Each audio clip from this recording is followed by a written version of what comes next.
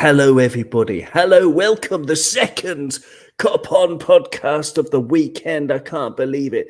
We've put one episode out already. If you haven't heard it, it's mainly a focus on Manchester United and the preview of the pre-season game in Bangkok. They're advertising it as the match, and Jurgen Klopp and Henderson and Milner. I'm sure a lot of you will have heard or seen their press conference. It all looks very exciting out there. It all looks very, very good.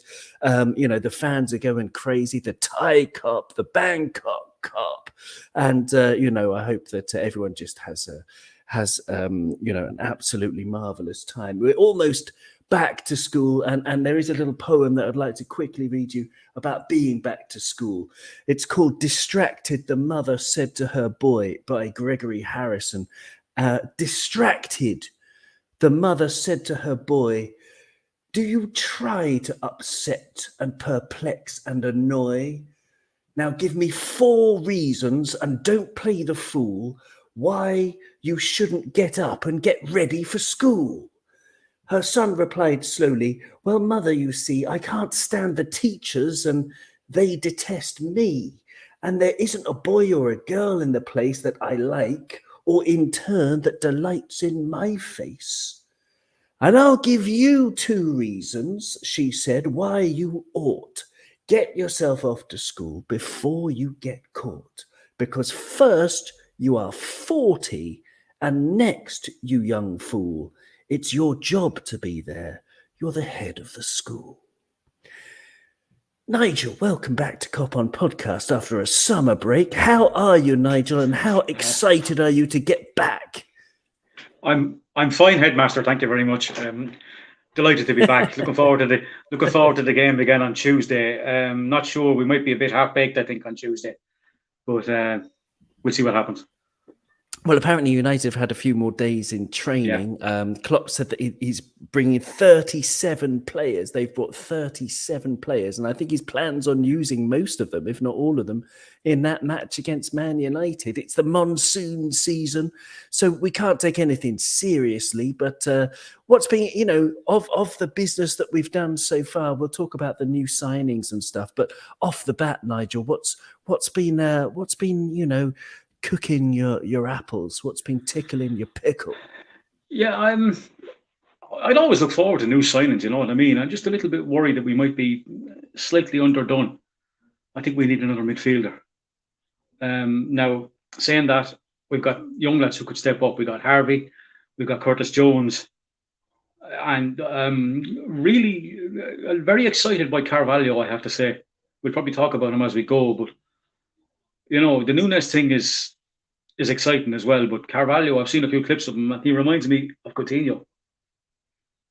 The way he plays is just kind of drifting in, and like little drops of the shoulder and little moves and fancy footwork and stuff like that. So he's a very intriguing looking player to me. Luke might know him a little bit more.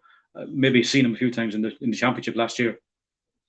Yeah, absolutely. Because we're also joined here, if you're in the audio version, by Luke and Alan. Luke Turton, excuse me for butchering your name. Luke Turton from Turton Talks Football. Welcome back to Cop On Podcast. You're a Forest fan, for those who don't know. Absolutely wonderful that you could make it with us tonight. And do you remember Fabio Carvalho last season for Fulham? Is he as exciting as Liverpool fans like to think? Yes, absolutely, Owen. Thank you for having me on. Carvalho is a really good talent. I mean, I was surprised that Fulham actually let him go, because he was one of their shining lights last season. Again, as Nigel said before, he's got that drop of the shoulder. He can trick past players. And I actually think it's a really smart business from Liverpool. Well, that's very exciting. And sum up how you feel, because we were talking a little bit before we went on air about just how excited. It's the first time in your life that you remember your team in the Premier League. Just, it must be like, is it like dreamland? Is every day like Christmas and Eid and every other religious celebration all rolled into one happy day? Absolutely. I mean, I've never witnessed a Premier League season, and if this transfer window is anything to go by already, then we're not just going to be one of those Championship teams that's going to be pushed over and go straight back down. We are signing players that are going to be very, very competitive.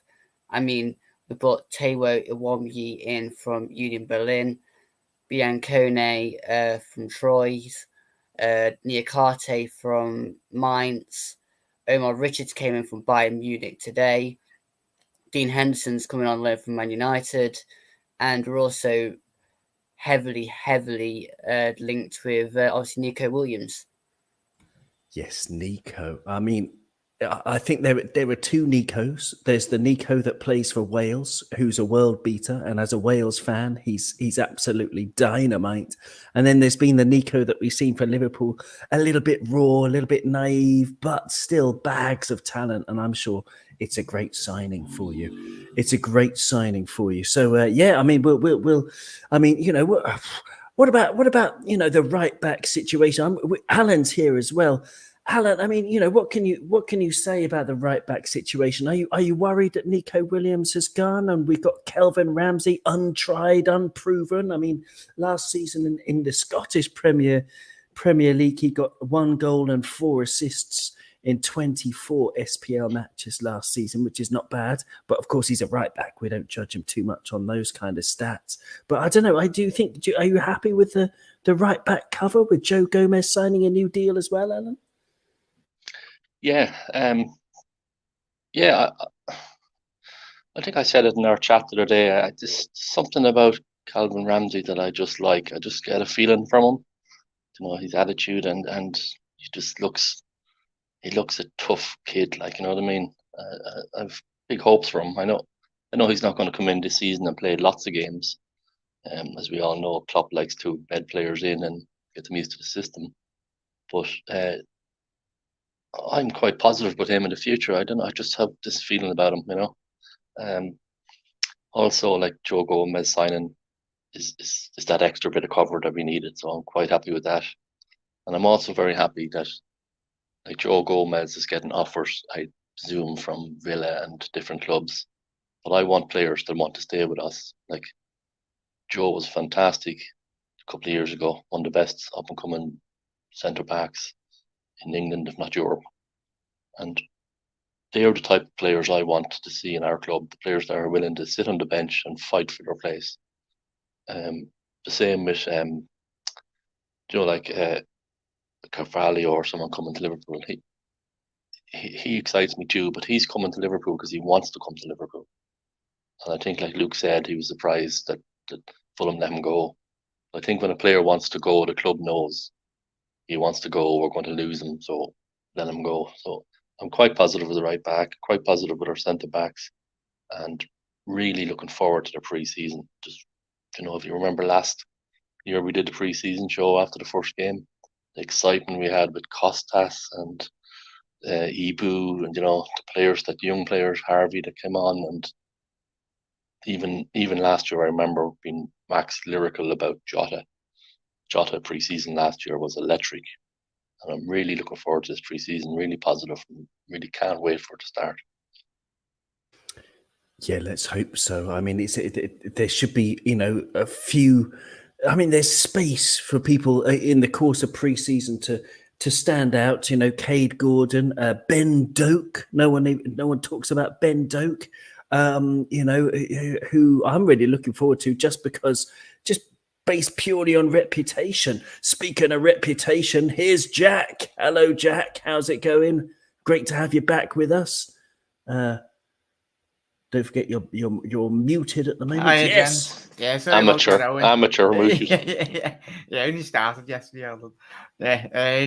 Sorry about that, Owen. How you doing, gents? It's all right. You got a bit waylaid. It's all right. You don't need to tell us why. I'm sure there's some great reasons, involving pot noodles or whatever. Potatoes and a bit of fish anyway. That sounds good. But yeah, if I give it on my own, appreciate it. Oh, welcome! You're welcome anytime. Welcome anytime. Yeah, we're here with Nigel and Alan and Luke. Talk about pre-season and things that might happen. I mean, Kelvin Ramsay. I mean, at the right back situation. I like him simply because of his reputation and because of his chin. He's got a Rooney chin. And if he's half as good as Wayne Rooney, just purely on his chin, then he'll be quite good. I mean, you said before, Nigel, that you think we're short. Realistically, Man City. Realistically, Man City, they've added 4 or 5 points to their team. This is something I mentioned in the last show we recorded yesterday. That they've realistically gone up to 97 points with Haaland, I reckon. And my question to you is one I put yesterday. Maybe if I don't know, I've got tons of questions for you actually, but do you think that we've got enough? Maybe we could move Trent to midfield as the missing midfielder if someone gets injured, if Kelvin Ramsay's really good at the back. I don't know. Have we got enough to go 98 points as it stands at the moment? Well, I think we do, but I'd like another midfielder. Just to be safe, I'd like another midfielder. I do think Trent could play midfield. I actually said this about 4 years ago to a friend of mine, and he was looking at me like I had two heads. I said to him, because I said, in the long run, I can see Trent playing in midfield. And he looked at me and he said, do you really think so? I said, yeah. But you could do that. But it just takes, that might shift our balance. If we take him out of right back, it might shift our balance slightly. So we don't want that too much. Because he's up and down anyway. It just getting somebody to cover him behind him maybe sometimes we have a tendency to get caught sometimes if he's high up the field, just get somebody to drop in. Or go 3 at the back and get somebody to just drop in front of him. I heard you mentioning Ben Doak there. The only time I've ever seen Ben Doak play is the first Old Firm game of the season past. That when Celtic were beating Rangers 3-0, they put on this kid who I had no idea who he was, 16 years old, proceeded to go around and boot everything in blue and get booked. He was running around. I'm thinking, Jesus, this guy's keen, He's just going around booting everything. So I think we might have a good player there. You know what I mean? He's eager. That's exactly what we want. That's my mate Michael from Waterford. That's Michael's here. Hello, Michael. It's great that you're with us. So he's asking a great question in the chat here. He says, I think we are short of a defensive midfielder type. I thought Bissouma would be a good replacement for Gini, who we haven't replaced. What are your thoughts? I've been saying it for a long time, Michael. I'm 100% with you. A defensive midfielder, 6'8", running type, big battling kind of, someone, a bull buster. A testicle terror, if you prefer. A Nat Phillips with pace. That's who I want in midfield. Absolutely. But there you go. No, interesting stuff. Alan, I'm going to ask you the same question. Then I'm going to go to Luke to see if he thinks that we're deluded. I agree with Nigel. It depends on injuries, but I think we've got enough to do 98 points this season with the team we've already got. Alan, would you agree with that sentiment? I definitely agree. We're a little light of an experienced number 6 type of thing, But 98 points, I have a feeling this year. I just think a lot of the teams around 4th, 5th are a lot better this year. So I don't think I'd be too surprised if we've seen a lower points winning the Premier League this year. But I would like to see someone come in. Great point there, Michael. I'm excited about our midfield. I'm excited about Elliott and Carvalho and stuff. But I do think we're just an injury or two away from a bit of disaster in midfield for an experienced number 6. Hopefully Navi stays fit this year like he did last year and things like that. But I'd be slightly concerned, but not overly. Not overly. Well, great stuff. I mean, speaking of a number 6, yeah, of course, is in the chat, and he says Tyler Morton after a course of steroids and a steak or two. Now, there you go. There's a great image for the future. Yeah, Gary's in the chat as well. We're going to get on to talk about Nunez in a minute, Gary, but I want to stick, in the general picture. Luke, I mean, we're Liverpool fans. We like to, obviously, as every fan does, we like to talk up our club. Are we deluding ourselves now that we do have the brilliant Darwin Nunez? We've got Fabio Carvalho coming in. We've lost Sadio Mane, of course, but we got Virgil back to his best with a full pre-season. Is there a way that we can get 98 points again? Liverpool can get 98 points again? Or, as Alan says, maybe we don't need it because the other teams are stronger and they'll all take points off Manchester City. I don't know. I think it's a difficult one because the whole league this year looks incredibly competitive. I mean, now Nottingham Forest has joined it and you've lost likes of Norwich, Watford, and the other one that went down, I forgot now. Burnley, that was it. There isn't actually a gimme game this year that you can think, well, yeah, we can go away to them and probably get a win. And I think apart from Everton, but carry on. Sorry. Okay, I do think though that with the squad that you've already got, and then you've added Carvalho, Nunez to that, I do think that you can bridge the gap to City. I just think that the points totals will be a lot lower this year because a lot of teams will get surprised, especially when they come to Forest, because I think a lot of teams won't expect us to play how we actually do. We have a back three, we have wing backs, we try and make it difficult. I mean, Liverpool do know because they played us in the FA Cup. So, and we'll approach the game the same way as we did in the FA Cup. It'll be try and stay in it.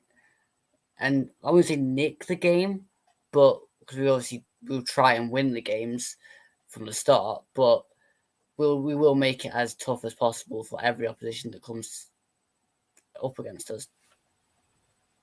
Well, I mean, it's a great answer, and no one's going to look forward to going to Forest. This young and exciting and hungry team. I mean, that FA Cup tie, I remember very well. It was very, very tough for Liverpool. So yeah, absolutely great stuff. Jack, since we spoke last only yesterday, Sterling has signed, hopped over another, border or barrier as if it doesn't exist. He's sort of, kind of cunning. Maybe he used his rat teeth to burrow a hole in the fence. Jack, what do you make of that? Are City going to miss him? I think yes and no. It's Man City, but we've just been speaking about Liverpool's DMs cover. City have just went out and spent 50 million on a second, third choice DM or whatever you want to class them as.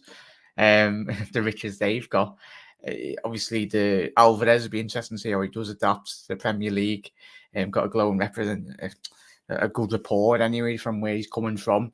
And obviously, Erling Haaland, as you've mentioned already tonight, boys. It's yes and no, but it's typical. I mean, Jack Grealish, what did he get? Like 4 or 5 goals in the league last season. Sterling, I think, is on average. He's been getting at least 14, 15 Premier League goals. Obviously, he had those 2 great seasons back-to-back where he had quite a big input in terms of his goals and assist output. And that really stacks it up, really. But it will help Chelsea, as the lads have mentioned. There's a lot of quality around the league. But it's one thing saying this, but everyone was bigging up Chelsea last season. And look how disappointing they were. Manchester United thought that they were going to challenge for the league and the Champions League or something stupid because they'd signed the God's gift, Cristiano Ronaldo, and look where they are now. Tottenham, yes, I really do rate Tottenham's chances this season, but it's one thing applying it on the pitch, and if you go 6 months where he's getting frustrated, new signings, and Daniel Levy has a little argument with him. Conte's renowned for throwing his toys out the pram. So is Thomas Tuchel anyway. But yeah, City. If we were speaking about another team, boys, you'd say, yeah, it'd weaken them. But it's Manchester City. We all know their qualities. They do possess, and season after season, they'll probably go out and spend 80, 100 odd million in the next 2 windows and replace Sterling. That's what they do, innit? So, yeah, well, it remains to be seen. I mean, if they spend another 80 million on someone like Jack Grealish, then, be our guest. I mean, I've got his stats in front of me: 3 goals and 3 assists in 26 matches, or 1,914 minutes of Premier League football last season. Raheem Sterling had about 200 minutes more, 2,128 minutes. He managed 13 goals and 5 assists, which is a decent return as ever from Raheem. What do you reckon, Alan? Are they going to miss Raheem Sterling? Are they going to promote one of their young guns from within, like Cole Palmer, supposed to be brilliant? Someone like that. I don't know. What do you reckon? Well, his stats do speak for themselves. Like he's going to be missed for his goal contribution. But I think if you watched last season, he was kind of drifting out of Pep's plans for whatever reason. So yes, they will miss him. But as for City running through young players, no, they'll just go out and buy someone. More space for Phil Foden? No, Alan? Well, yes, possibly, yeah. But I think Foden is not really. Foden is kind of established, really, now, isn't he? He's not like a young player coming through. But yeah, he's a good player. And unfortunately, he's a head you'd like to slap. But he's a great player. But City won't run through any more young players. I don't see. They'll just go out and buy players. Also, the Jack Grealish thing. I don't know. Maybe it's because I'm Irish, that I never rated him that highly. Really, I thought, unfortunately, the British media love to build up their own players. And it's easy to look. We've often heard it said it's easy to look good in an average team, but when you go to a team of equal players, your true talent can be shown either as good or bad. I think maybe Grealish went for obviously too much money and has landed in a team where he's not the golden boy. He's not getting frees every time he touches the ball. He's not, I think he's been a bit of a disaster. But then again, it was his first season and maybe a bit early to judge him yet. But, I think Sterling will be missed for his goals. He's jumped ship again. It's something. I'm not one of these people that just hate him because he left Liverpool. I wouldn't blame people for leaving Liverpool at that time with Rodgers in particular.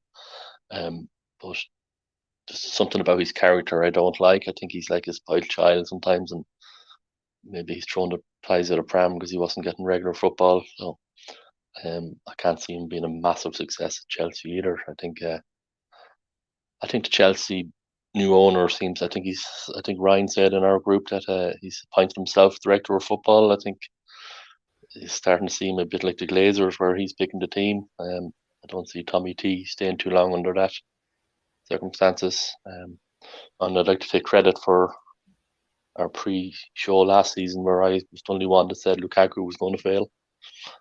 Yes, I thought he was going to be good. I was in the camp. I was thinking, Lukaku's learned from Italy. No. Well, that's my claim. That's my claim to fame on the show. Well, well done for reminding us of that, Alan. Very, very good to remind you of times where you have succeeded in your predictions. I get so much wrong. I thought Grealish would be good because Grealish had 6 goals and 10 assists in the Premier League, just 26 Premier League matches before signing for Manchester City. But of course, they don't build their whole team around Grealish like Villa did. So of course, his numbers are going to suffer. And I don't know. A very good point in the chat from of course, who says every year without a UCL trophy, I think strengthens Liverpool's hand domestically. City are hell-bent on validating the City brand with the UCL trophy. So I see them dropping more points than us. It's a really good point, because I think that might be right, that they're just going to be focused so much on failing in the most dramatic way in the Champions League, the most dramatic way they can, as they seem to do every year, which has been brilliant to watch. Luke, how do you feel about Man City? I mean, when you know, as a Forest fan, when you see them at their lofty heights, I mean, are you sort of, there's grease on the pole that they used to climb up to those heights, isn't there? And it's sort of not very fair. It's a bit empty. The City triumphs. No, how do you feel about it, Luke? Personally, I think that I don't actually know what I think of City's triumphs, because I've only known them being as successful as they have been. So I've got nothing really to compare it to. But just on the Sterling point, I think he'd be a lot better if he stopped falling over the ball. He runs that fast that he just doesn't control it, and the play's gone. Whereas if he slows himself down a tad, then I think he'd be able to become a really top player again. You just almost need to tell him to stop running so fast. That is, there's running at pace, and there's running too quick that you can't make an impact. Interesting stuff. Absolutely. Do you reckon they'll miss him? City will miss Sterling. I think they will. I think unless they sign someone else. Personally, no, because he wasn't actually playing that many games towards the end anyway. And I do think that the second season, Grealish will come into his own. I just think that he took a long time to get used to the players he was playing with. And at Villa, he'd have had relationships with the majority of the squad for quite a long time. Whereas now he's kind of jumped up into a completely new squad, and it takes certain players longer than others to gel. It certainly does. And yeah, maybe you're right. Maybe Grealish, this is his time. But let's move back to Liverpool, because we're much more interested to talk about Man City is Man City. We've got Darwin Nunez, and Gary Rich has been dying to talk about Darwin in the chat. He says, I can't wait to see Nunez. He says by the time the World Cup starts, Nunez would have scored 15 goals. 15 goals. I looked at how many matches there are before the World Cup. The World Cup, the break is on the 12th of November, okay? And we've got 16 matches. It starts on the 6th of August, Fulham away for Liverpool. And there's 16 matches. Gary's predicting 15 goals for Darwin. Jack, when you imagine the guy, I mean, Klopp called him a good-looking boy. And I think that might be slightly lost in translation. I think he might have wanted to say he looks good rather than he's good looking, which is an easy mistake for a non-English speaker to make. But maybe he just got a man crush. That's fine as well, of course. But when I imagine Darwin Nunez, the beauty that he is, strolling onto the pitch, what number is he? Number 18? No, what number is he? 27, Divock's number. Yes. So there you go. He's got the magic number. It adds up tonight. 27. He's got the magic Divock number. When you imagine him striding onto the field against Fulham away on the 6th of August, how do you feel about that image, Jack? Is it something that's just you can't wait? You're gonna try and speed up time. You're gonna do more push-ups to make the world go faster, so the days come around quicker. Yeah, obviously, I grew up as a kid watching a certain Fernando Torres as well. burst onto the scene with his headband, and pretty sure hopefully Nunez, he's got a similar celebration as El Nino anyway. But hopefully he has that desired impact, gets a nice early goal. But for me, he's got everything to be a success at Liverpool Football Club. He's got the players in and around him, but most importantly, he's got the physique to really deal with Premier League defenders. I think he'll surprise quite a lot of people considering how tall he is, but he's very rapid over the first 10, 20 yards anyway, and he's quite good in the air as well. So he's got all the right attributes to thrive in a Premier League environment. There will be the headlines will be beginning of the season.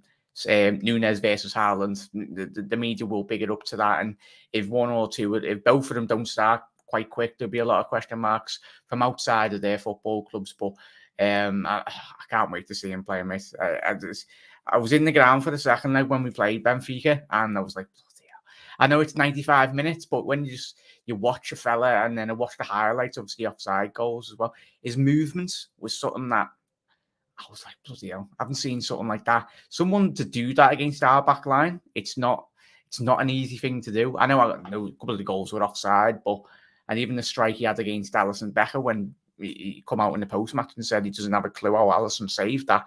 It was low down to his right-hand side, but the fact that he was doing that to our back line, and not a lot of forwards in world football have done that over recent years to Liverpool. So, yeah, I'm excited. Obviously the Diaz as well, as we'll probably speak about. But yeah, it takes probably a lot more pressure off Salah, I'm hoping, this season. Obviously, if Nunez does start hopefully banging the goals, it just frees up more space for Salah, because Salah preoccupies about 5-6 defenders on a football pitch for the last 2 years, because everyone knows how good he is. They double up on him. But if you've got Diaz hitting the ground running on the left, getting a couple of goals, it spreads out the pressure across the opposition backlines, and they're not solely focused on one individual player. And I think obviously Liverpool got so much quality. I think Nunez will thrive, and as well, we've got players to come off the bench. So yeah, I can't wait, mate. I've got a feeling he's going to be really special. Hope and prove him right. Well, we're gonna bookmark this, and we're gonna come back to our comments next year. See, hopefully you can do an Alan and completely nail it. Very good night. Well, I second everything Jack said there, because I was at that game. I was at that game as well, and I was amazed. I'm amazed. Excellent. What amazed you, Alan, about him particularly? Oh, basically everything Jack said there. I'd seen him before on a few clips and stuff, and I realized he was a good player, but I didn't realize he had the pace, and I didn't realize he could split the back four, run to the left, run to the right. His snapshots, and it's the thing I think I noticed about him too in some of these clips. Sometimes when a player cuts in from the left, they aim for the right corner. He seems to fancy hitting the near side corner of the keeper. Yes, which I like. It's a sign of a really good player in my book. Yes, and very good point. He did that against Barcelona, didn't he? Absolutely. And that save that Jack is talking about from Alisson that he commented on, like, I was right on that goal line virtually that night, and I was 110% sure that was in the net. I don't know how Alisson saved it, but I also like Nunez's attitude. He's like the real Klopp signing, a player that works hard and is very family orientated. That's that South American thing that we see, where Klopp likes players that have, come up, worked hard, and are very family orientated, not big headed. I just fancy this player big time. He's got the lot. Nigel, I mean, Gary's saying a good thing in the chat there. He said there is that working the Prem out thing. When people, famously, you have to work the Premier League out. Gary says Nunez is a big boy and he will get it very quickly. Surely he will adapt very quickly, won't he? 26 goals and 4 assists in just 28 Primeira Liga matches in Portugal last season. Crazy dog, Looney Tunes stats. How excited are you, Nigel? Yeah, I really like the look of him. I saw him the 2 games against us for Benfica, and I was really, really impressed. The one thing, I agree with everything the lads that have said, but the one thing I liked about him is he seems to like shooting on sight. There's no waiting. He'll pull the trigger from anywhere. And I like that because sometimes it doesn't give a goalkeeper time to set. And the ball is past them before they even know anything about it. I like that about him. I thought he scored one of the goals against us like that. And it's he's like sometimes the shots are not quick. Like it's sudden. It's just bang. It's just all of a sudden he's hit. And I like that about him. I like a player who's instinctive. And instinctive could be very, very important to us next year because we're going to play. I think it's going to be a slight system switch with Sadio gone. That we might be slightly more direct at times with Nunez up front because of his like Jack said, he's more of a Fernando Torres type player. Now Sadio was quick, but Sadio used to come in from all angles. He played down the middle, like last season. He played a lot more down the middle, but this season we've got a big boy who's quick up front. We've got to start learning how to play off him if he's going to flick the ball in behind or if he's going to run in behind and play off, say, Bobby or Diaz, laying in passes into space. I think we have a lot more options going for us, like using him as a target man and then using him as a guy who will turn players as well. It just gives us it's two players in one because of his size and his pace. It's so damned exciting. It's so blood rushingly exciting. We can't wait, Luke. Sorry, you got to sit through all of this enthusiasm for not one of your own players. But you got Taiwo Awoniyi. He looks very useful. He's an old Liverpool lad, and he did really well going up, up front for Union Berlin, wasn't it, last season? And but anyway, in general, Darwin Nunez, I do want your thoughts on him, Luke, from the outside. Are we getting too jiggly? We're getting too wiggly? We're getting too excited? Or is there absolute reason to? I don't judge a player until I've at least seen a handful of games that he's played. And I have to admit, I've not really seen Darwin Nunez play. But also, until they've played for the team they currently are now signed for, I reserve judgment. So you could be getting overexcited, but at the same time, you may be getting underexcited. I'm not one to pass judgment on that one. I like it. Because I like it. Because also with us in our signings, I'm cautiously optimistic with how our transfer window went last time. But there's always that chance that players don't work at certain clubs, no matter how much research you put in. Sometimes they just do not adapt to the club very well. So, in a sense, you have to be careful. Very true. Very true. But Gary said another good thing in the chat. He's talking about the link up between Nunez and Salah is sexy. And I reckon he's right because, Salah, the way he linked up with the last number 9 he played with was Dzeko at Roma. And Dzeko's, I don't know, it was electric. So hopefully we're going to get some more of that. But Mo Salah, Luke, I want to stay with you about Mo Salah because there's a thing that Liverpool fans have in that not people outside of the Liverpool family don't understand just how good Mo Salah is. Do you understand just how good Mo Salah is, Luke? Mo Salah's been terrific for Liverpool. And, the partnership he had with Firmino and Mane was obviously spoken about in depth by a lot of pundits for a long time. I do think that during the past couple of seasons, he has picked up a lot of injuries. But also, I think it's the same with us and Brennan Johnson. Teams wised up to the fact that Johnson and Salah were influencing games. So they pulled their defence across to try and stop those influential players, which will then create room elsewhere if you're tactically aware enough to then use that space. But yes, Salah is extremely good. Well, I'm glad to hear you give him his kudos. He's actually injury-free, you might be surprised to learn. He's actually not crocked that often. He managed 35 out of 38 Premier League games last season with 23 goals and 13 assists. And it's beautiful, Alan, that he's extended his contract again. Mo, the magic man, the main man, Mo. I mean, we talk about the signings we brought in. This is the best deal, despite the potential extraterrestrial levels that Darwin Nunez could get to. Mo Salah's already at these levels. He's been at them for years. And it's going to be an utter joy to not have the whole circus about it being Mo Salah's last year as we come into this season. We got him for another 3 years. And it's just, I'm sleeping well at night since he signed, Alan. How are you feeling about Magic Man Mo? Absolutely. I think it's the signing of the season. He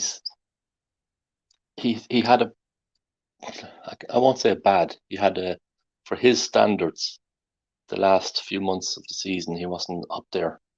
But I think a lot of that has to do with the African Cup of Nations, all the overtime, he played, injury time, the extra games. But yet he was still one of our best players. Now, I think he's going to come back this season, not happily for him, but happily for us. Egypt are not going to the World Cup. He's going to get a rest, and I think Salah, as we all know, has that inner want to be the best. He wants to play every game. He wants to score as much as he can. He wants to break every record he can. And I think Salah is, now that everything is settled with his contract especially, is going to come back this season and fight even harder than ever before. The chap is so hungry that it's amazing. Plus this year we have Diaz on the left taking attention away. We're going to have Nunez in the middle along with Jota and don't forget Bobby. There's going to be less pressure on him this year, as in he's not going to be the only one to have to mark. I think he's going to be absolute savage this year. I think he's going to be Golden Boot winner again, and he's going to lay on more goals for the likes of Darwin. I'm just so excited. Just made my year when I seen that them posts, when I seen his first few little teasers posts coming through of him sitting there with his jersey beside him. I was, like you say, Owen, I was so jiggly all over. Absolutely, we're getting the jiggle, getting the jiggles on. Absolutely, it's unbelievable. Because I came back from Turkey, then I had the COVID, and I was in these kind of fever dreams around about the time that he signed on the dotted line, and I sort of came out of my fever dream a couple of days later, and I was on Twitter, and there's Mo in his Liverpool shirt by the pool, and I tweeted, because obviously he reads all of my tweets, I hope you're enjoying your break. It's good he's got a Liverpool shirt on. And then I figured out he'd signed, Jack, and I couldn't believe it. My brain was like, hallelujah, rejoicing. Klopp said that the best is yet to come from Mo Salah. Is that wishful thinking from the gaffer, or do you believe it like Alan, that he's hungrier than ever, Jack? Yeah, 100%, mate. He's got that elite mentality, as Alan pointed out. The mental fatigue for Mo, he's got the whole weight of Egypt on his shoulders because, quite frankly, he's playing without Nenny on the international stage, and that's bad in itself, as we know. So it's not like he's got the team he has at Liverpool. But yeah, no, he's going to be fantastic, mate. And I think it would have helped massively Salah and the team if that contract was sorted last year, but contracts of that nature, they're not going to be done overnight. And as Salah said in his interview, it took a little bit of time, but that was due to obviously the fact of Sadio leaving to Bayern Munich. So he's got basically Mane's wages, and quite rightly so. I'm not buying into this notion of players get to 30 and they fall off a cliff. Some players do, but we've seen Salah in the gym for the last couple of years. He's in peak fitness. You don't have to look at Ronaldo. I know the stuff that's happening at United, but he's still a very good. He keep himself. Jimmy Milner winning the bloody fitness test every single season. The elite level players now and players in general, they can maintain that quality for a lot longer. And I think in the next 5-10 years, he'll still you'll see players eventually with the more sports science around them, the more better food they eat, the way they train and prepare games, they'll be getting into the 40s and potentially 50s in the next 30, 40 years. The way in which football science is developing year on year. So, yeah, I'm excited, mate. And I'm hoping he can get up there. He's already breaking records at Liverpool. And I hope that's what we all want him, boys, in there. Like, we want him to retire at Liverpool. And I'm hoping he does. And hopefully, if he was to him and Jurgen Klopp and the lads were to knock Man United off the pitch, that in itself, and hopefully they knock Man United off by 3-4 titles in the future, and Mo comes away with the end of his career with 3-4 league titles, then he's going down as best if he can continue what he's been on the pitch. Absolutely. I think I had some internet things going on there. I think that might have been me, but there you go. It's absolutely wonderful answer, though. Absolutely wonderful. I mean, lovely to dream about 3 or 4 titles with Liverpool, the Premier League. Nigel, I'm so used to, after 30 years of wanting the title so much, I'm so used to thinking of the Premier League as the be all and end all. But now that hoodoo is off the back, is the Champions League just as glorious as the Premier League for you, or is the Premier League still the number one that you want? I'm going to defer to Bill Shankly. The Premier League is the bread and butter. In this, guys, the first division. This is, I remember saying in the video, the first division. This is our bread and butter. This is what we want every year. I'm deferring to that. The Champions League is great and all that, but the real test is, as far as I'm concerned, the Premier League. Consistency week in, week out. And I'd just like to point out on the transfer thing, just going back, the biggest signing of the summer, Howard Webb to Man United. Howard Webb, he's back. What have they done? Oh, being very worried. Oh man, what is he? Is he the new head of the referee? He's taken over from Mike Riley. God's sake.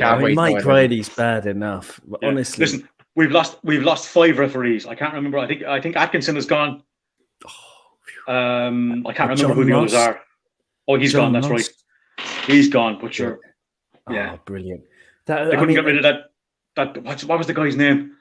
He refereed. He was on VAR for one of our games and gave us absolutely nothing. David Coote. Absolutely shocking. Jordan Pickford's lunge on Van Dijk. How could you miss that? Yeah. And do you remember? I said it to an Everton supporting friend of mine. Everton were playing Spurs once, and this cross came in, and the guy that's with Everton now, what's his name? The 8th wonder of the world. That was the young lad, 17 years old. That's his name. He's with Everton now. Anthony Gordon. No. The guy he was with Spurs. MK Dons. Dele Alli. Oh, Dele Alli. Dele Alli. Ball came across, and Dele Alli went up in the box and went like that, and handed the ball. I don't know if you remember the game or not. And it was the most cast iron penalty. Spurs. He was playing with Spurs at the time against Everton, and he did that. Right. And the ref didn't give a penalty. I can't remember when it was, but this just happens week in or year in, year out. They're going to get decisions like this, and these referees are just absolutely mind-blowingly bad. Yeah, I mean, the Rodri handball with Everton, when his arm was out there, he was basically, he was like hugging his invisible girlfriend. Yeah. And, the ball hit him on the forearm, and it didn't get given. Luke, you got this to look forward to. I mean, do you get any of the PGMOL in the Championship? I don't know. Do you get any of the same refs? Do they sometimes come and ref a match in the Championship? Do you know how blinking awful they are? All I can say is absolutely no different when you come down to the Championship as the Premier League, because I mean, we got Graham Scott for our one of our league games, but also the FA Cup 5th round game, I think it was, before we played you guys. And honestly, if he calls himself a Premier League referee, then I'm a scientist, because honestly, he is bad. We always cringe when we get Premier League referees for league games. I know it's been different now because we've gone up, but we used to dread it because it's like, oh no, what have they done? Why are they coming down to the Championship? And but even the Championship referees, they're terrible too. So Wow. I just don't think that there's any referee that's good. They're all just different levels of bad. But there are some that are good. I mean, you see them in the World Cup, you see them in the Champions League. You know, some of them are, you know, like it's a very difficult job, and we do have to say that. But it's not impossible. I mean, you know, to get it right, especially with the technology now. But anyway, speaking of things that, you know, that have changed, like technology's changed refereeing. The 5 subs thing I want to talk about very quickly before we head off, because I think this is something that's going to be hugely significant, Alan. 5 subs. The more I think about it, the more I think it will help teams like Liverpool and Manchester City, because we do have very deep squads, and teams with lighter squads will you know suffer more. What do you make of it? 5 subs. Yeah, if you'd asked me last year, I would have said I was totally against it. But you know, I think over the season you've seen that it was a benefit to most clubs. Of course, it'll suit or favour teams like us and City that have big squads. But I also think it gives younger players in smaller squads a chance. You know that even for the last 10 minutes, a manager can bring on a young player and give them 10 minutes. So I think it will help most teams. You know, probably be harder on the likes of Luke's team there, like Forest coming up, that have a smallish squad. So it'll probably be hard on the likes of them at the beginning. But overall, I think it's a good thing, and I think it's needed because, you know, the amount of games that the teams play nowadays as well, and fatigue on players, and we have all the sports science and stuff. So like overall, it'll be a good thing, I think. But it's going to take, yeah, it will affect the smaller teams at the beginning, of course. But as I said, to me, it gives younger players a chance to come through because a manager can you know have that extra player that he wants to put on and give him a few chances. No, it's a really good point. Yeah, I mean, Liverpool, Man City, teams that are in Europe will have 2 games a week, incredibly compact. I think all throughout the first part of the season, which again finishes on the 12th of November. Well, just finally, I want to see your final thoughts about what's going to happen in August, because I've got the opening fixtures in front of me, and I'm going to go around. I'm going to start with you, Nigel. Fulham away, Crystal Palace at home, Manchester United away, Bournemouth at home, and Newcastle at home. So 3 home matches, 2 away matches. The aways are against Fulham and Man United. Are we going to get 5 out of 5? Is it going to be a 5-star start? 15 big ones in the bag come the end of August?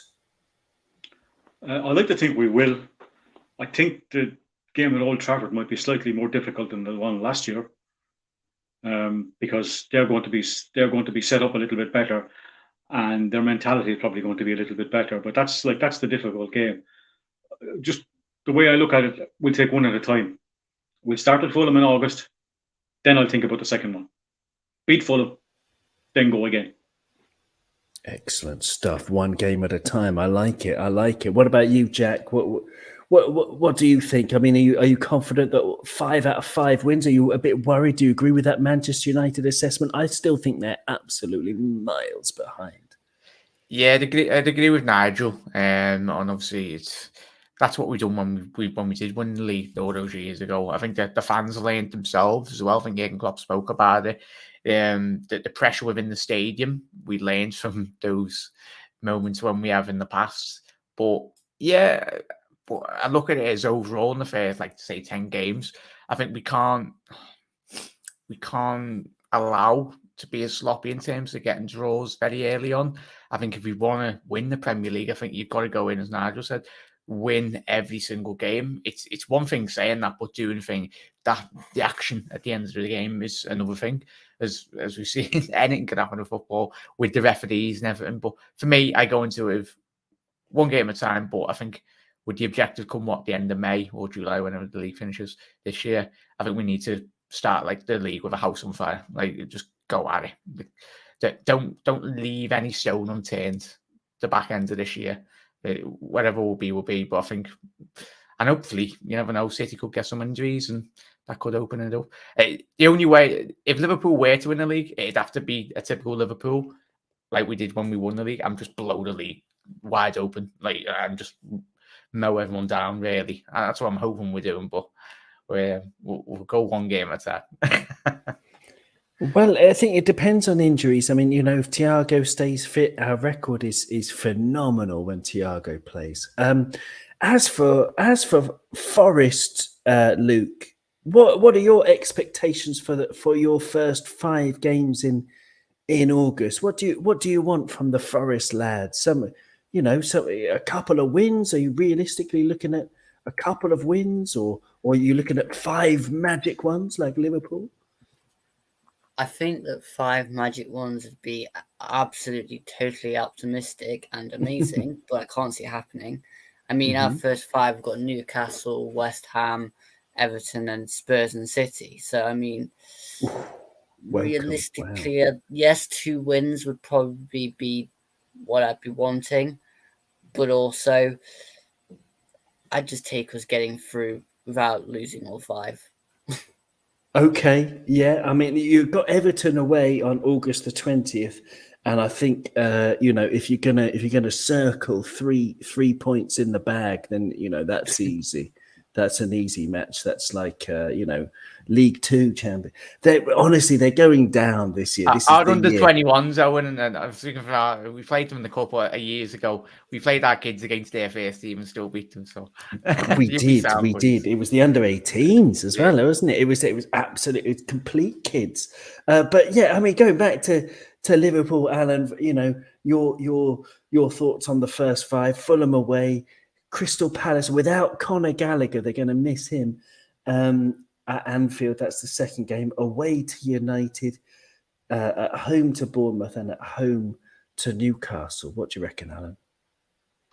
Yeah, well, I think both Nigel and Jack, that's the worst way of saying the best things, lad. I can't say anything other than what you said. Like Nigel said, one game at a time is my thing. I think one game at a time, go out, beat them, then concentrate on the next game. Like Jack said as well, last year I thought we needed to get a couple of points ahead of City, and I thought they would start slow and we would go ahead and continue it, which was kind of slightly the opposite. I think the Brentford game kind of killed us early on the season. But one game at a time, we can do it. Just go on and do it, and hopefully we trash Man United again, 5-6-0, just to stick it into them. And if you don't mind me asking, Owen, what age is Luke? He seems very young. How old are you, Luke? You can. If it's not too personal a question. I'm actually 20. 20. Yeah, well, still at 20, you're very young and a good guy, and it's really been a pleasure having you on here and your opinion. Keep it up, Luke, and I wish you the best of luck, because when we played you there last year and I've seen a few of your games, these were fantastic, and it's nice to see a good young fan on here. You're like that, good sentiments. Yeah, absolutely. Great to see another team with European Cups as well. Yeah, exactly. The Man City away fans as well for us. Yeah. Oh yeah, have you got a chant ready for the City? Yeah, exactly. But Luke, before we go there, just plug your channel. Tell our listeners and viewers all about your fantastic channel, please. Yes, so primarily I'm going to be doing Forest stuff this season now we're in the Premier League, but I will also be doing other content as well. So I will cover Premier League, Championship. I have done the occasional League One show as well, and League Two. So I literally do just cover everything. I recently did a season review video called Awakening Giants on my channel. So if you've not seen that yet, go and check it out. It's about an hour and a half long, but I really enjoyed creating it. I interviewed a range of fans from Forest, opposition, and also a few YouTube commentators as well. Yeah, wonderful stuff. Yeah, we'll go and check that out. Absolutely, I'm going to check it out as soon as I can. I can't tonight. I've got things to do, but I'm going to check it out tomorrow, Luke, and I'm going to look forward to that. Thank you so much, Jack. You've got your channel as well. Tell our listeners, in case they don't know all about what you're up to these days. Yeah, thank you very much, Owen. Great to speak to the lads as well on the pod. And Jack McIndo TV, mate, just do pre-match, post-match shows and a bit of transfer news before the season does start, mate. But thank you once again, mate, and apologies yet again for just being late. I do apologise, but Owen, and lads, have a lovely rest of your night. And for all teams, what an exciting season we've got in store. Oh man, it's going to be great. It's going to be great. Starting on Tuesday, we can't get our expectations up too much. It's the first game of pre-season. It's monsoon season. It's also going to be monsoon season, one of two monsoon seasons they have every year in Singapore when we play Crystal Palace there. But one game at a time is the mantra from Nigel, from Alan. Thank you very much, Nigel. Where are you going to watch the match? You're going to watch the match just from home? Are you going to be with friends? I wish I could watch it at home. I'm working on Tuesday, and no. I'll have it on in work. Okay, well there you go. For anyone that doesn't know, I work in the bookies, and that's where it's going to be on. And my manager, who I'll be with, is a Man United fan. Oh wow! Okay, Oh, yeah. Well you have to wear your Liverpool top to work then. Oh, no doubt about it. I mean, make friends. How to make friends and influence people, isn't it? You know, if he's your boss. Excellent stuff. Oh, well, brilliant, great. Thanks for taking the time to be with us today, Nigel. Lovely to hear your views, and Alan as well. I mean, are you ready for the season to start again? For the pre-season to start again, Alan? Are you all excited about it?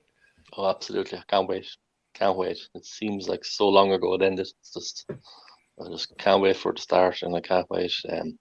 What time is the game on it? Tuesday? 2 o'clock. 2 in the afternoon. Oh, excellent. 3, isn't it? No, it's 3. I thought it was 2. I thought it was 2, but I knew it was one or the other anyway. Yeah. I should have a look now. Yeah, it's 1500 hours UK time, Irish time. So 3 o'clock. 3 o'clock. Yeah. Perfect. I'll get to see it. So I can't wait. Can't wait to see the young players and the squad. Yeah, it's going to be lovely. It's going to be lovely. Thank you to everybody in the chat. Alan's just joined us as well in the chat. Hi, Alan. It's been so nice speaking to everybody. Take care, whoever you are, wherever you are. It's been an absolute pleasure to bring you another episode of Cop On. So take care. Thank you. You'll never walk alone. Bye-bye.